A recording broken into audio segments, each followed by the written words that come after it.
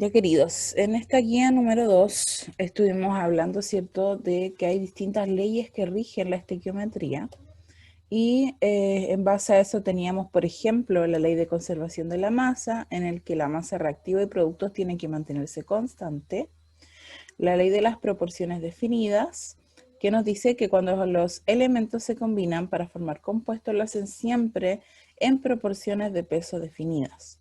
Y también la ley de las proporciones múltiples o ley de Dalton, que nos dice que si dos elementos se combinan para formar más de un compuesto, lo hacen en una razón de números enteros y sencillos.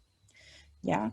Entonces, en general, hay leyes que rigen esta relación que nosotros podemos establecer entre los distintos átomos que forman una reacción química. ¿Ya? Vamos a ver un poquito más forma gráfica lo que es estas leyes, pero nos faltaba terminar algunos ejemplos, ¿ya? Porque después de eso vimos estequiometría de reacción, ¿cierto? Donde habían relaciones entre los distintos componentes de una reacción química, recordando siempre que el número que va antes de la molécula me indica el número de moles y le llamamos coeficiente estequiométrico. Los numeritos que van abajo eran los coeficientes atómicos y nos indicaba el número de átomos del elemento, ¿ya? Entonces, primero, importante saber que para hacer distintas relaciones entre los átomos de una molécula necesitamos tener una reacción química balanceada. Es decir, que los átomos que hay en reactivos sean igual al de los productos. Y con esa información nosotros vamos a poder predecir de alguna forma qué cantidades se van a producir en las reacciones químicas. Entonces podemos establecer relaciones entre los reactivos, entre los productos o entre los elementos que están en la parte de reactivo o en los productos, ¿ya? Entonces hay muchas cosas que se pueden hacer, muchos cálculos asociados, pero siempre tienen que estar la reacción balanceada. Lo otro es que también podríamos tener sustancias gaseosas que participen en reacciones químicas, ¿cierto? Y acá era importante definir las condiciones que le vamos a dar a nuestras moléculas gaseosas, porque nosotros siempre hablamos de un mol, ¿cierto? Y un mol tiene una cierta cantidad de moléculas, que son los 6,02 por 10 elevado a 23. 10 elevado a la 23 quiere decir que son muchos, muchos, muchos ceros hacia la derecha. Por lo tanto, son muchas moléculas las que están contenidas en un mol, ¿ya? Pero siempre va a ser esa misma cantidad de partículas. En relación a eso, sabemos que el mol relaciona los gramos dividido la masa molar, ¿ya? Y ahora, para establecerlo y fijarlo para los gases, vamos a determinar condiciones de presión y condiciones normales de presión y temperatura. Y se va a trabajar a una atmósfera de presión y 0 grados Celsius. Para ese caso, cuando yo tenga un mol de cualquier sustancia gaseosa, ese, si está, ¿cierto?, en las condiciones de presión y temperatura normales, vamos a tener que ocupa siempre el volumen de 22,4 litros. ¿Ya? Siempre, siempre, siempre. ¿Qué sucede si tengo 2 moles? Voy a ocupar el doble. ¿Qué pasa si tengo 3 moles de ese gas? El triple. Ya siempre vamos a trabajar con esa cantidad. Y ese es un número que nos tiene que quedar grabados, el 22,4 litros, así como tenemos conciencia de que un mol tiene 6,022 por 10 elevado a la 23 partículas. ¿Ya? Eso es muy importante. Analizamos algunas moléculas, o sea, algunas reacciones, perdón, y nos dimos cuenta, ¿cierto?, de que si tengo 2 moles de hidrógeno, quiere decir que si este hidrógeno está en condiciones normales de presión y temperatura, voy a tener 2 por los 22,4 litros. ¿Por qué? Porque son 2 moles. ¿Ya? Entonces tengo que multiplicar por 2.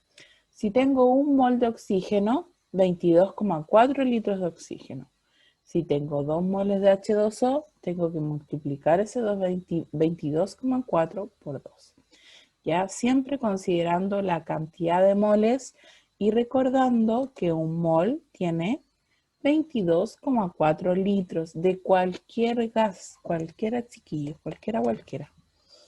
¿Ya? Entonces, también vimos este caso donde teníamos una molécula de nitrógeno, tengo 2 nitrógenos aquí, y 3 moléculas de hidrógeno, ¿ya? Generalmente los gases se asocian así, entre ellos, entre 2. Y aquí tenemos 6 átomos en total. Se vuelven a asociar y formar la molécula de amoníaco, que es un nitrógeno con 3 oxígenos. Entonces, nosotros vamos a ir fijándonos en el mol aquí adelante, en el coeficiente estequiométrico. Si es uno solo, ¿qué volumen va a ocupar? 22,4 litros. Si ahora son 3 moles, ¿qué volumen van a ocupar? El 22,4, pero multiplicado por 3. Y en amoníaco, si son 2 moles, voy a tener el 22,4 por 2. ¿Ya? De esa forma ustedes pueden determinar el volumen que ocupan determinados gases en una reacción química. Este ejemplo lo vimos también, y este ejemplo está dado con gramos, ¿ya? Me pregunta los moles de amoníaco que se van a formar si tenemos 70 gramos de nitrógeno, ¿ya? Entonces lo primero que hacemos siempre es relacionar y trabajar con las masas molares, ¿ya? Cuando nos hablan a nosotros de gramos, ¿ya? O de moles, siempre podemos ir haciendo la transformación con la masa molar. ¿Por qué? Porque la masa molar me indica los gramos de ese compuesto que hay en un mol de sustancia, ¿ya? Por eso que se trabajan con las masas molares, ¿ya? ¿Pudo entrar el Matías? Sí, que parece que le costaba, a lo mejor el internet estaba medio ahí, malito. Entonces, ¿cuál es la relación que vamos a establecer? Vamos a decir, si 28 gramos de nitrógeno van a estar ocupando, ¿cierto? Bueno, acá consideremos que este 28, ¿de dónde proviene? Es la masa molar del nitrógeno, ¿ya? Y la masa molar del amoníaco es 34, ¿ya? Por eso que salen estos valores que no están en el enunciado, porque son la masa molar de estos compuestos. Ahora, sabemos la masa molar de estos dos compuestos, es decir, la masa que hay en un mol de esta sustancia. Y conozco que tengo 70 gramos de nitrógeno. Tengo 70 gramos de nitrógeno, pero desconozco cuánto se va a formar de amoníaco. Por lo tanto, si yo quiero hacer relaciones de masa entre ellos, lo que yo puedo hacer es fijarme, ¿cierto?, en la masa molar. Ya puedo hacer una relación, es decir, si tengo 28 gramos de nitrógeno, ahora tengo 70, si tengo 34 gramos de amoníaco, ahora ¿cuánto tendré? Entonces acá ustedes trabajan regla de 3 simple, ya una ecuación, porque recordemos que las ecuaciones químicas tienen una lógica matemática, ¿ya? Es una igualdad, porque la masa se mantiene constante, ¿cierto? Entonces voy a decir 70 por 34 dividido 28 y eso me va a dar mi X. Siempre multiplicamos cruzado los dos valores que tenemos y dividimos por el que queda solito, ¿ya? Eso nos va a dar 85 gramos de amoníaco. Ahora, me están preguntando por los moles, no por los gramos. Por lo tanto, yo ahora voy a transformar estos gramos que tengo aquí a moles. ¿Cómo los voy a transformar? Y aquí sí me voy a fijar en la estequiometría de mi reacción. Fíjense bien que acá, según la estequiometría, tengo 2 moles de amoníaco, ¿ya? Entonces esos 2 moles de amoníaco, no sé cuánto voy a tener, pero sí también tengo la relación de que 34 gramos de amoníaco, ¿ya? Tenía al inicio y después voy a tener 85. 2 moles de amoníaco tenía al inicio aquí, ¿cierto? Según esta reacción, ¿ya? Por lo tanto, ahora yo quiero saber cuántos moles se van a formar a partir de lo que me dijeron en mi enunciado. Es decir, a partir de los 70 gramos de nitrógeno, formamos 85 gramos de amoníaco. Y si al inicio teníamos 2 moles de amoníaco, ¿cuántos voy a formar ahora? ¿Ya? Entonces los voy a transformar. Porque se utilizan las masas molares. Siempre recuerden que en un mol están esos gramos de sustancia, por eso. Entonces acá lo mismo, multiplicamos cruzado, dividimos y nos va a dar la cantidad de moles de amoníaco. Entonces tenemos el amoníaco en gramos y en moles, que en realidad equivalen a lo mismo ambos, ¿ya? Si van teniendo dudas, chiquillas, me van preguntando. El metano hace combustión con el aire según la siguiente reacción química, ¿ya? Si tengo 209 gramos de metanol que se consumen en la combustión, recuerden que esta es una reacción de combustión. Combustible, comburente, dióxido de carbono y agua. Entonces yo quiero ver, a partir de este compuesto, cuánta masa de agua se produce. Y acá tengo un indicio, porque me dicen que 2 moles de metanol producen 4 moles de agua, ¿ya? Entonces vamos a utilizar la misma reacción química. Vamos a buscar los pesos moleculares o masa molar de cada una de las sustancias que está participando aquí y vamos a ir multiplicándola por los moles para poder saber los gramos de cada sustancia, ¿ya? Entonces, en este caso tenemos 2 moles, 3 moles, 2 moles de dióxido de carbono y 4 moles de agua. Los vamos a multiplicar por la masa que tienen estos compuestos en un mol y lo vamos a multiplicar por la cantidad de moles y nos va a dar los gramos en total. Y acá resulta algo interesante. Fíjense que si sumamos las masas a ambos lados, tanto reactantes como producto, nos da lo mismo. Y ahí evidenciamos la ley de conservación de la masa. Entonces, ahora vamos a resolver nuestro ejercicio que decía, vamos a amarrar. Si 209 gramos de metanol se consumen por combustión, ¿qué masa de agua se produce? Entonces vamos a relacionar el metanol con el agua. Metanol con agua, ¿ya? Entonces yo digo, reaccionan 209 gramos de metanol. El metanol, en mi reacción, tengo 64 gramos. Y en el caso del agua, tengo 72 gramos. Entonces, esto es lo que tengo al inicio, chiquillas. Al inicio, en mi reacción, tengo 64 gramos de metanol y tengo 72 gramos de agua. Ahora quiero saber qué es lo que voy a obtener de agua si reaccionan 209 gramos de metanol. No 64, 209. Entonces yo me podría preguntar el valor que quisiera, ya el que yo quisiera, igual lo podría estimar, ya porque a partir de las relaciones estequiométricas yo puedo ir relacionando. Entonces, ¿qué hacemos aquí? Multiplicamos cruzado y dividimos y nos va a dar la masa de agua que se produciría si ahora reaccionan 209 gramos de metanol. Entonces, siempre hay que ir relacionando de esta forma. ¿Por qué metanol? Porque el metanol en este caso es el reactivo limitante, porque el oxígeno está libre de disposición. Entonces, como hay mucho oxígeno, necesito un patrón de referencia que en este caso va a ser el metanol.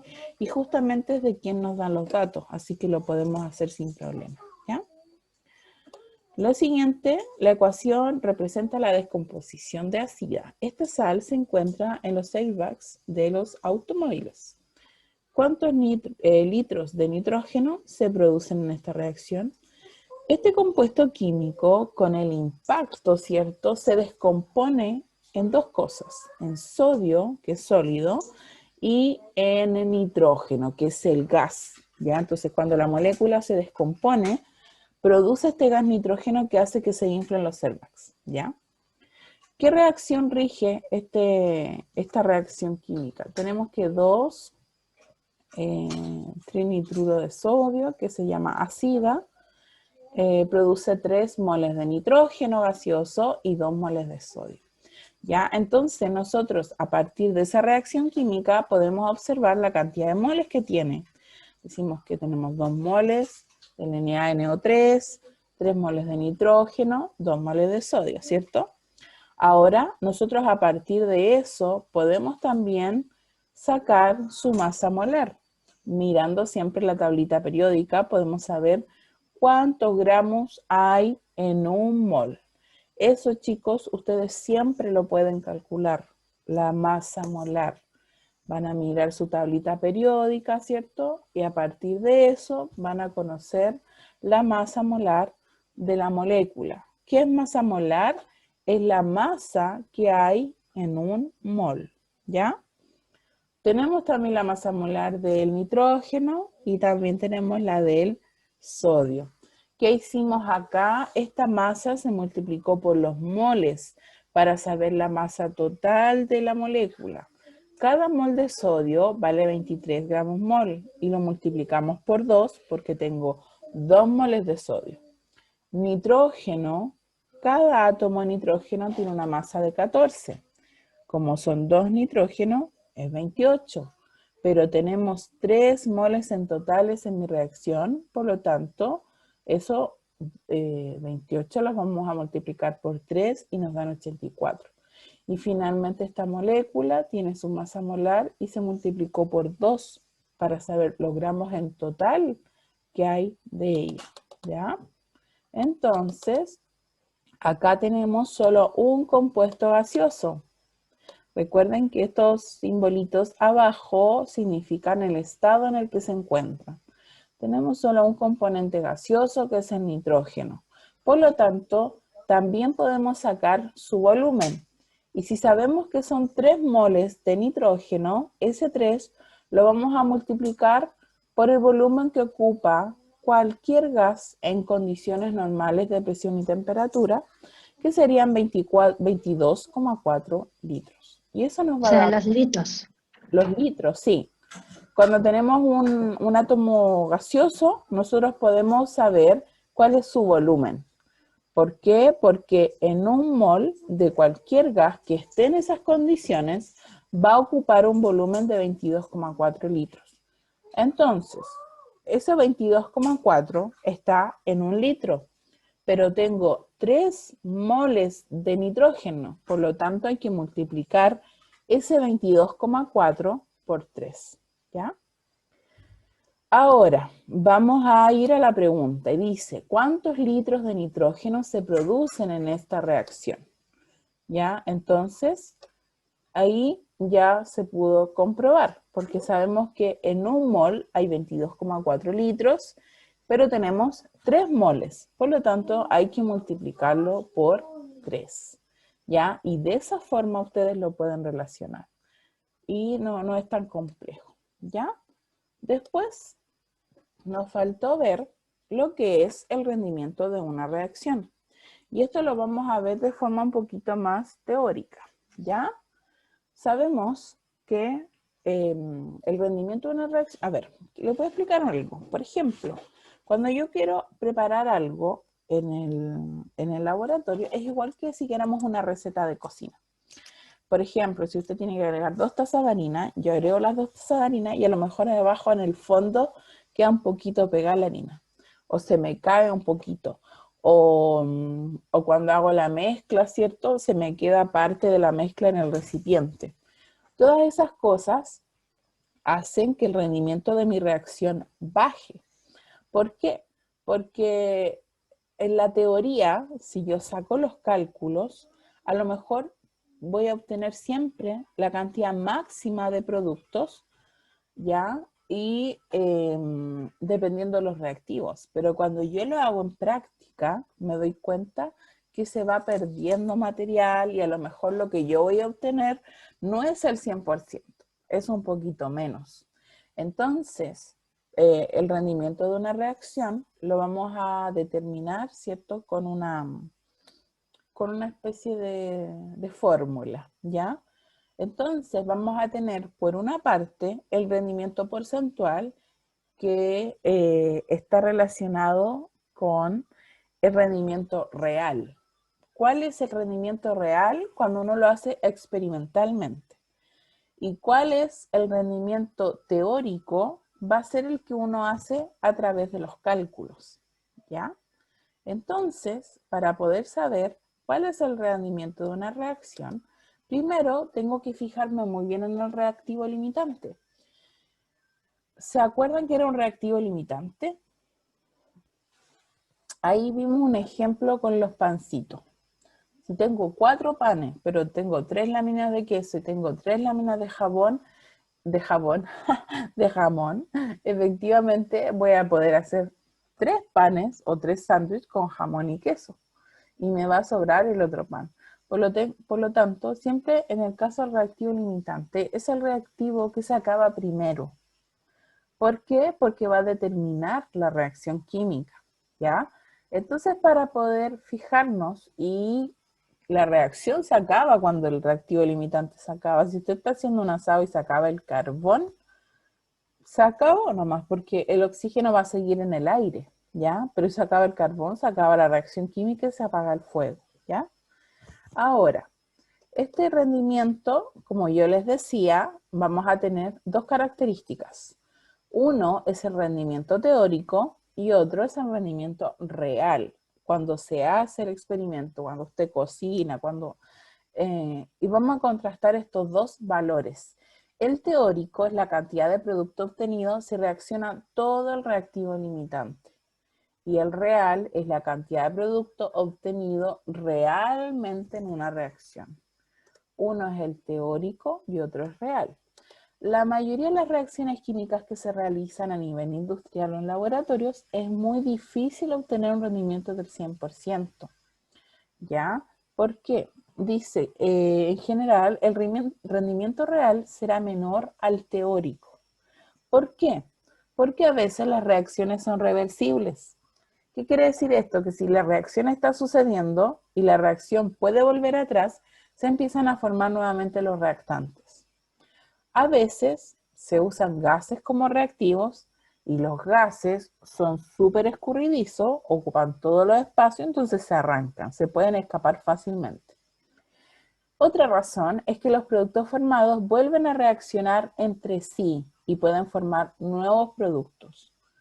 Y también tenemos otro que se pierde gran parte de los productos tras vasijar de un recipiente a otro. Yo tengo la mezcla de queque, la voy a poner en el recipiente para llevar al horno, ¿cierto? Pero al trasvasijar, igual que al resto de la mezcla que se queda ahí, que después ustedes se la comen, pero ahí está. Entonces, todas esas pérdidas hacen que mi rendimiento baje. Entonces, importante conocer estos tres conceptos. Rendimiento teórico, que es la cantidad de producto que debiera formarse si todo el reactivo limitante se consumiera en la reacción. Rendimiento real es la cantidad de producto que efectivamente se formó en una reacción química. Y el rendimiento porcentual, que se representa entre la relación entre el teórico y el rendimiento real. Entonces, el rendimiento porcentual lo vamos a aplicar de la siguiente forma.